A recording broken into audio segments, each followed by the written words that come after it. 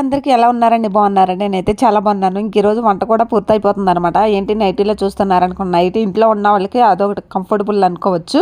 ఇంకా వంట ఏం చేస్తాననేది, ఇంకా ఉప్పు చేప ఉల్లిపాయ కర్రీ అయితే చేశానండి. చాలా చాలా బాగుంటుంది. అట్లా పులుసు కింద చేసుకున్నారంటే పక్కన రైస్ కూడా ఉడికిపోయింది. ఇంకా మా పిల్లలు స్కూల్ నుంచి ఇంకా హాఫ్ డేస్ కదా, స్కూల్ నుంచి ఇంకా రాగానే పిల్లలకి అన్నం పెట్టేసి ఇంకా నేను కూడా తినేస్తున్నాను. వాళ్ళతో పాటు అయితే కూర అయితే అదిరిపోయింది అనమాట.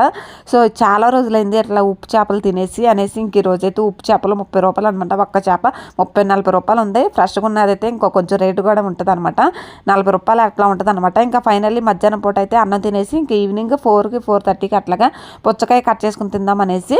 సో ఎండాకాలం కదా మరి కదా, ఇలా లిక్విడ్ టైప్లో ఉన్న ఫ్రూట్స్ అయితే ఎక్కువ తీసుకుంటే చాలా హెల్త్కి కూడా మంచిది అనమాట. ఇంతకే మా చిన్నోడు బరువుగా ఉంటాడా, పుచ్చకాయ బరువుగా ఉంటుందా? కామెంట్ సెక్షన్లో కామెంట్ చేసేయండి. ఇంకా ఏంటంటారు, పుచ్చకాయ అయితే బరువు అయితే ఉంటుంది అనమాట. అంత పెద్దగా ఉంది పుచ్చకాయ అయితే. ఇంక ఇప్పుడైతే కటింగ్ అయితే చేస్తాను. ఇంకా వెళ్తురికి అయితే నా ఫేస్ అనేది క్లియర్గా అయితే కనిపించలేదు. ఇంకా మా ఆయన అయితే అలా తీసాడనమాట. ఏం చేద్దాము, సో ఒక్కొక్కరికి అయితే అసలు సెట్ అవ్వదు అనమాట, తీయడం కూడా రాదు. సో ఆ విధంగా అయితే తీసాడు. ఇక్కడైతే ఇంకా ముక్కలు అయితే కట్ చేసుకుని తలక ముక్క అయితే ఇచ్చేసాను. చుట్టుపక్కల తలక ముక్క కూడా ఇచ్చేస్తాను. మేము కూడా తినేస్తున్నాం అనమాట. ఓకే, నేను వీడియో నచ్చితే లైక్ చేయండి. By by.